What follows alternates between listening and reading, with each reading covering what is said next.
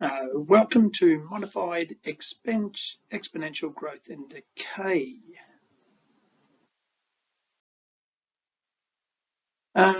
So we're looking at further exponential growth and decay. So in the last video where we just looked at the basic growth and decay, we noted that the rate of change of a quantity Q was proportional to itself. In this section, we're going to look at the quantity Q proportional to Q minus B. That is, that the dq to t, so the rate, is equal to some constant times Q minus B. Last time it was just equal to K times Q. So from that, Q would equal to B plus A e to the KT. So the graph that we did before was an exponential that approached the x-axis for just normal growth and decay. But this one we're moving up B, as you can see in the formula, B plus, and B is a fixed value of the quantity. So things that you need to keep in mind. Now the formulas might be slightly different in HSC exams, but notice that the value of the B is the fixed quantity that we're looking for.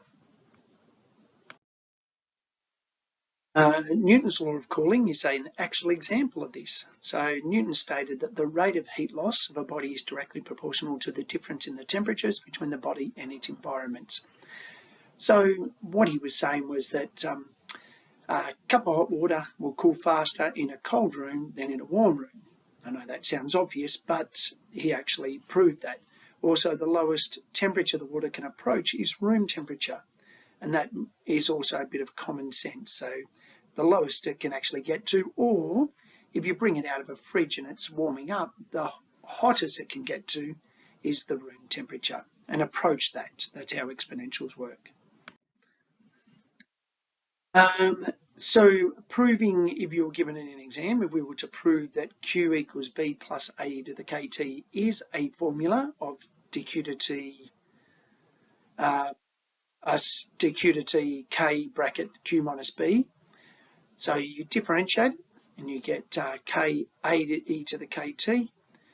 Note from the original, Q minus B is equal to A to the KT. So replacing that in the formula, you get to Q to T equals K Q minus B. So from a past HSC, we're going to look at warming up the temperature towards the room temperature. So we've got milk is removed and it has a temperature of 2 degrees.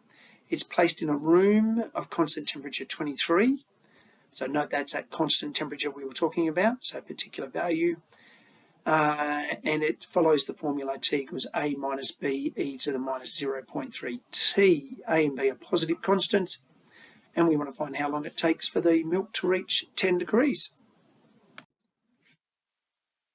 So let's have a look. Firstly, the green, constant temperature of 23, that's the value at the front, so that's the A in this case.